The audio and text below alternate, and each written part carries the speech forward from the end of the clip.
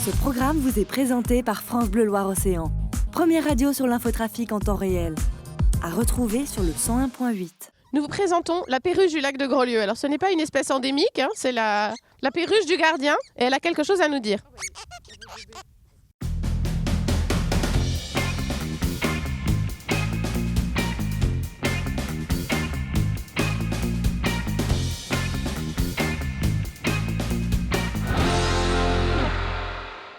Bonjour à tous et bienvenue dans Sur Place, l'émission qui se déplace au gré de l'actualité. Et aujourd'hui, nous sommes au bord du lac de Grandlieu, car vous ne le savez peut-être pas, mais le 2 février, c'est la journée mondiale des zones humides. Et le lac de Grandlieu est une zone humide. Et à cette occasion, on vous fait la visite de la Maison du Lac à Bouaye. Nous sommes à l'intérieur de la Maison du Lac avec son directeur Olivier Hubert. Bonjour. Bonjour. Merci de nous accueillir à la Maison du Lac. Alors un petit mot d'abord de là où nous sommes. On est dans l'espace d'exposition. La Maison du Lac, c'est 2 lieux en vérité. Il y a 7 espaces d'exposition et après le pavillon Guerlain. Comment ça marche les 2 lieux ? Oui, tout à fait. Donc on est ici au centre d'accueil de la Maison du Lac, centre d'exposition avec une exposition permanente qui explique aux visiteurs le lac de Grandlieu sous tous ses aspects. Et puis on a un deuxième élément, un deuxième bâtiment qui se trouve à 1 kilomètre d'ici, qu'on atteint à partir d'un sentier. Et ce bâtiment est l'ancien relais de chasse du parfumeur Guerlain, à partir duquel on peut observer d'une terrasse le lac de Grandlieu. Alors on est là aujourd'hui puisque le 2 février, ça va être la journée mondiale des zones humides. On se disait tout à l'heure, c'est vrai que le terme n'est pas très heureux, les zones humides, on pense à la pluie ou on pense aux tropiques, mais les zones humides, eh ben, ça recouvre aussi le lac et le lac de Grandlieu est une zone humide, ça semble une évidence, mais ça veut dire quoi concrètement être une zone humide ? Alors c'est une zone qui est en eau, hein, donc on a les lacs, les mares, les étangs, les marais. Donc le lac de Grandlieu fait effectivement partie de ces grandes zones humides du département de Loire-Atlantique. Donc il est inscrit sur la liste des sites Ramsar, et c'est justement cette convention de Ramsar qu'on célèbre le 2 février, puisque cette liste Ramsar confère ou reconnaît au lac de Grandlieu une reconnaissance, on va dire, internationale, notamment au niveau de ses populations d'oiseaux d'eau. Alors vous avez dit un des sites de Loire-Atlantique, parce qu'il y en a d'autres en fait, oui, classés zone humide selon cette convention. Oui, donc la Loire-Atlantique, c'est un des plus grands en termes de zone humide, le 2e département de France, après celui des Bouches-du-Rhône. Et, avec la Camargue. Avec la Camargue notamment. Et donc du coup, pour la Loire-Atlantique, on a les marais salants de Guérande, la Brière et donc le lac de Grandlieu, voilà où nous sommes aujourd'hui. Cette date du 2 février, vous avez décidé aussi de marquer le coup ici à la Maison du Lac en faisant tout un tas d'animations autour de cette date pour sensibiliser à cette question des zones humides aussi. Oui, alors on a différentes animations qui sont proposées tout au long de ce mois de février, puisqu'on ne s'arrête pas au 2 février. Donc on a différents événements, des sorties, expositions, animations, ateliers, donc à destination du grand public. À destination du grand public. Puis on a coordonné avec d'autres acteurs du territoire, les gestionnaires du lac, mais d'autres structures comme la maison touristique à Passay par exemple. Et il y aura aussi un rendez-vous un peu plus professionnel, mais un grand congrès du 8 au 10 février avec tous les spécialistes européens des lacs de plaine, c'est ça ? Alors tout à fait. Voilà, on aura la semaine prochaine donc 8 nationalités qui seront représentées à la Maison du Lac pour un colloque de professionnels sur l'écologie et la valorisation des lacs de plaine. C'est des lacs qui ont les mêmes particularités, qui se retrouvent proches parfois de grandes agglomérations.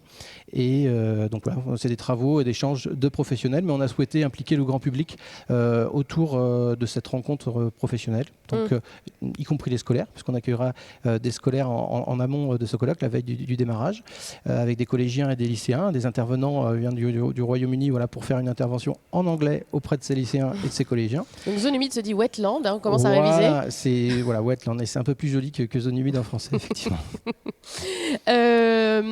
On parle de zone humide, on veut aussi s'adresser, vous l'avez dit, aux scolaires. Mais c'est quoi l'enjeu en fait des zones humides ? Quel est l'enjeu pour les années à venir ? C'est que qu'elle reste humide. Alors, oui, voilà, les zones humides sont des réservoirs déjà de biodiversité importants, et puis ils rendent de nombreux services finalement à l'homme. Ils permettent, là, sur le lac de Grandlieu, une activité économique, il y a de la pêche, une activité de loisirs aussi, on peut avoir de la randonnée autour, on a de la chasse, voilà, différentes activités.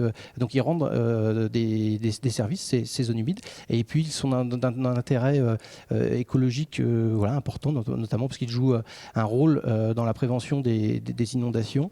Donc ils ont un rôle tampon. Voilà, d'où l'intérêt de protéger ces zones humides. Un mot aussi donc, sur la maison du lac où on se trouve, qu'il y a un peu plus de 2 ans. Ça fait, elle s'est installée le 14 septembre 2014. Elle a été inaugurée ici à Bouaye.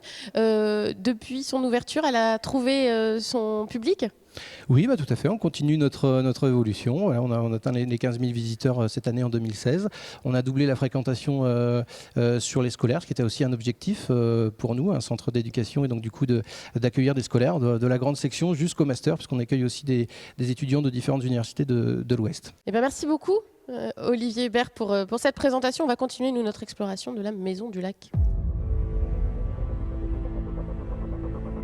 Le lac, on en parle et on va s'en approcher. On va tout de suite prendre la direction du pavillon Guerlain où nous attend Audrey Cadou qui est responsable de médiation scientifique. Avec elle, on va voir de plus près ce qu'est une zone humide. Nous voilà donc sur la terrasse du pavillon Guerlain avec Audrey Cadou. Bonjour.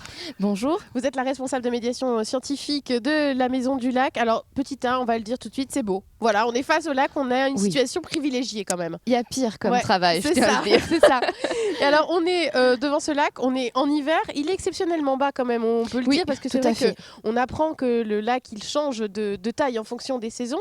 En hiver, normalement, il est à sa taille maximale. Là, on devrait avoir l'eau au pied. Oui, tout à fait. L'eau devrait presque arriver au niveau du pavillon.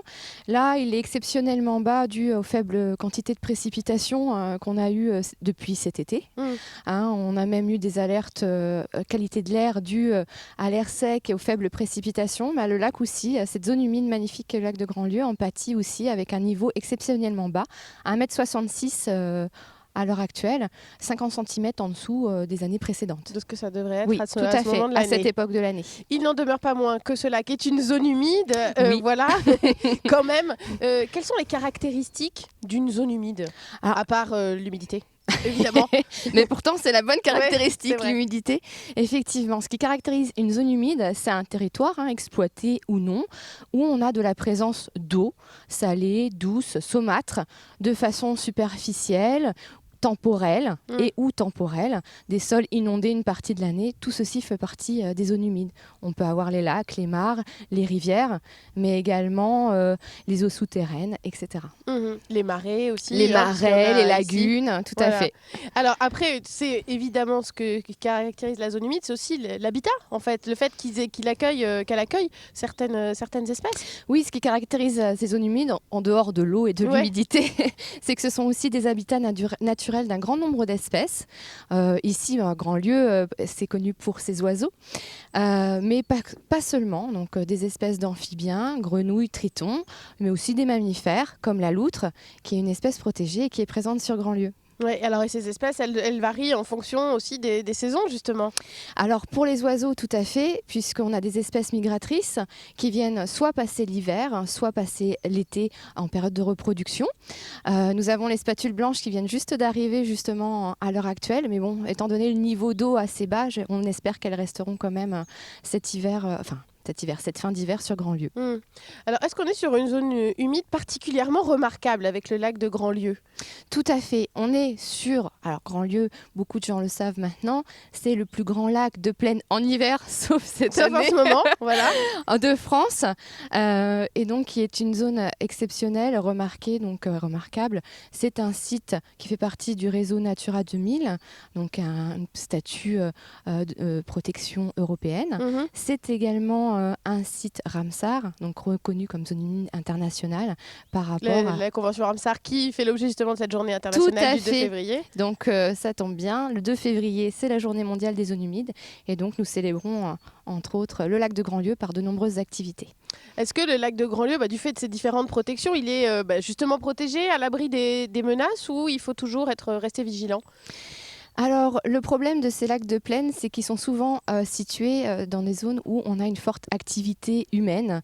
Donc, Grandlieu, il y a 9 communes tout autour de ce lac, donc avec les activités que l'on connaît, agricoles, urbaines, qui peuvent exercer des pressions assez importantes. Mais ce n'est pas le cas, c'est le cas non seulement de Grandlieu, mais également de beaucoup de lacs mondiaux, notamment européens. Ça fait l'objet d'un colloque qui aura lieu la semaine prochaine, justement sur la qualité de l'eau de ces lacs qui sont menacés notamment essentiellement par l'eutrophisation de l'eau du milieu. Ça, c'est la présence c'est d'algues, l'eutrophisation, oui, c'est l'effet qui est riche en éléments nutritifs qui sont apportés par le rejet ménager et d'activités industrielles et agricoles.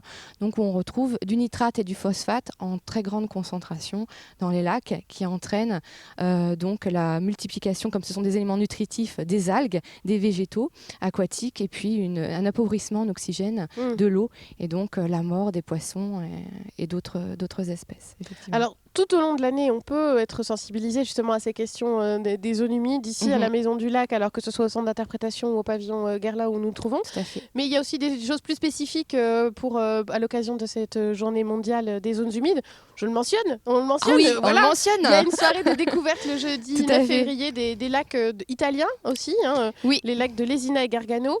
Tout à fait. Autour de ce colloque, on a ouvert des activités au grand public avec une conférence le jeudi 9 février pour le soir à partir de 20h30. C'est une conférence gratuite et ouverte à tous où on aura un orateur italien qui présentera son centre de visite qui est le jumeau de la Maison du Lac et présentera les 2 lacs de la région des Pouilles en Italie, le lac de Lesina et de Gargano. Voilà, puis il y a une autre date, le samedi 11 février à 14h, du lac à la Loire, avec une sortie en car pour voir la gestion du niveau d'eau entre le lac de Grandlieu et la Loire, justement. Justement, oui, tout à fait. Merci beaucoup Audrey Cadou, et nous on va aller rejoindre Olivier Morin au centre d'interprétation. On va retourner au show pour parler des actions à destination du jeune public. C'est juste après la pause, restez avec nous.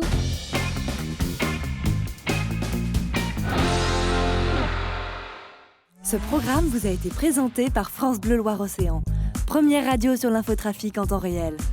À retrouver sur le 101.8.